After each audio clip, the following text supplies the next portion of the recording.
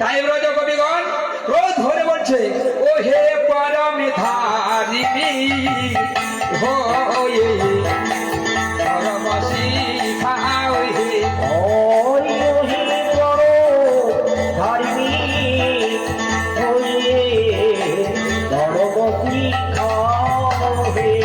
আরে ইহাই যদি বলেছিল ইহাই যদি